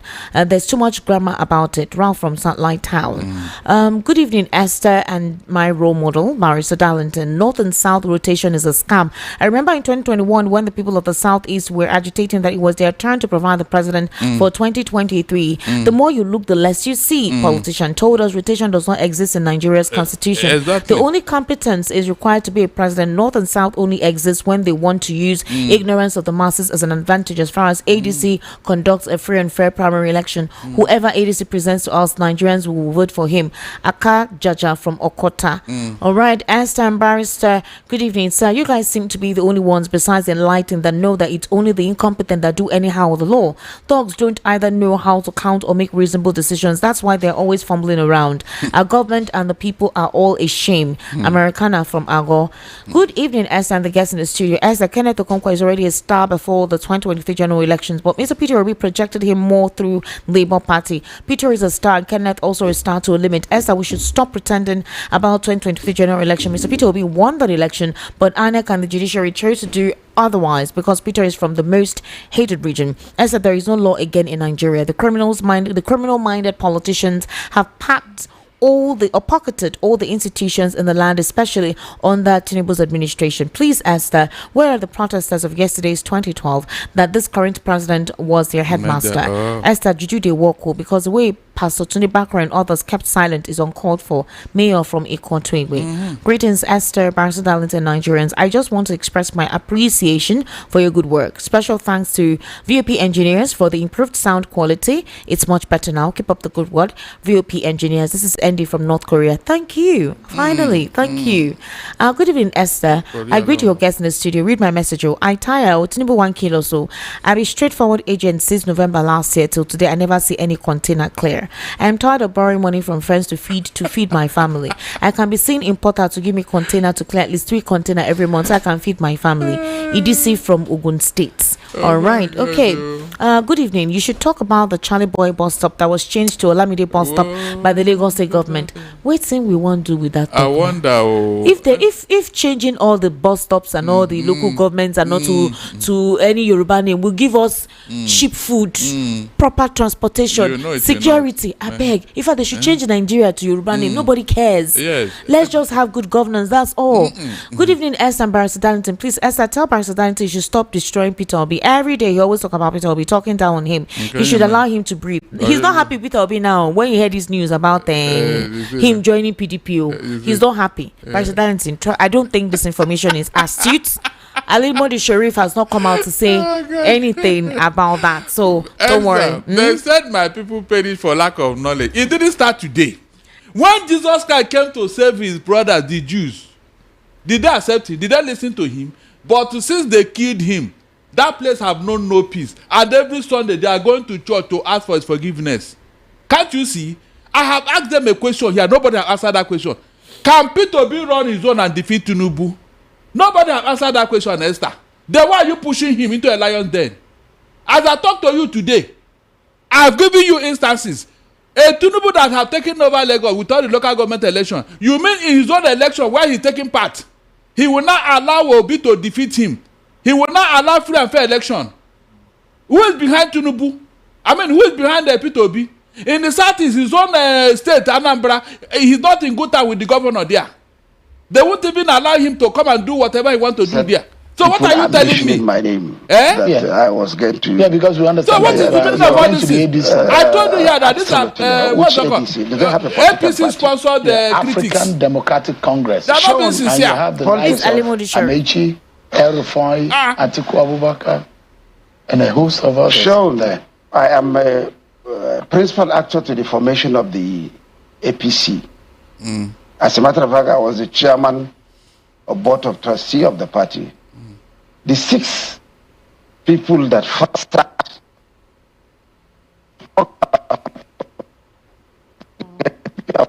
The network is misbehaving. Don't worry. I wanted us to listen to Ali Modi Sharif. It will soon be clearer. Don't worry yourself. Esther. Barrister Darlington. Victor is here. Victor, how are you? Oh, sorry. All right, Esther. Good evening. Victor, let's promote investment as best as we can. Very important. All right. So once again, my name is Victor from Kudos Homes Limited, and I'm here to tell us about investing in properties. Yes, times are hard, and one thing I know is that the only investment that can stand the test of time is having a property investment. So as inflation is coming, your property is also appreciating. So start thinking about owning the property, and I will tell you the different locations where we have properties here in Nigeria. So in Agbowa, that's Ikorodu axis of Lagos, we have Kudu City. Kudu City is currently selling for 1.5 million naira per plot. So with 1.5 million naira, you can own a plot of land, and you can start small. You can start with an initial deposit of either 300 or 500,000. Then you spread the remaining payment for 3 months, and the land becomes your own. Also in Omoketu Ekpe, we have Kudos Heritage. Kudos Heritage is currently selling for 1.5 million naira. You know, the 1.5 million naira that we are selling Kudos Heritage is the promo price. So the actual price for Kudos Heritage is 2.5 million naira. But now, this our instant allocation promo, you can get Kudos Heritage for just 1.5 million naira for a plot of land, and the promo will soon be ending. Also, we have Kudos City in Omoketu Ekpe, and Kudos City is also selling. It's selling for 4.5 million naira. Now, the good thing about all these properties that I'm mentioning is that they are perfectly dry land, they are table land, and you will not encounter any form of disturbance from the government or form of disturbance from Omonile, because all these people has been taken care of. So if you want to invest in any of this property, you can call us on 0905 904 7514 0905 904 7514. Now, developments are fast running into Ekpe and the Ekpe axis of Lagos, and that is why you should start thinking, or you should start saving to own a plot of land around that axis. Now, in Delta State, we have the Fairview Estate Phase 2, which is located in Ibuzo main town, and the Fairview Estate Phase 2 is selling for 2.5 million naira per plot. Now, this Fairview Estate Phase 2 is very close to the Asaba International Airport. It's close to the first and second Niger Bridge and other development facilities that are around that area. We also have the Kudos Heights that is also in Ibuzo. That's St. Thomas College Road in Ibuzo. And the Kudos Heights is currently selling for just 1.5 million naira per plot. And we have Limited. And our website is www.kudoshomesLimited.com. www.kudoshomesLimited.com. Start thinking about owning a property investment today for you and your future generation. And the number to call is 0905 904 7514. 0905 904 7514. Thank you very much. Thank you so much, Victor. Thank you. We sincerely appreciate you being here with us and, telling us how we can make proper investment. Exactly. Ladies and gentlemen, that's Victor from Kudos Homes. Thank you. All right. We need to wrap up right about now. However, we're trying to hear what Ali Modi Sharif was talking about earlier today concerning. Because that's the pictures of. You will say David Mark does not exist. Sure. You say Atiku Abubakar does not exist. I said the party does not. Amechi does not exist. I said the party does not exist. You know why? It's registered with INEC. Well, I don't know. It is. All right. If it is, let me tell you how parties were formed.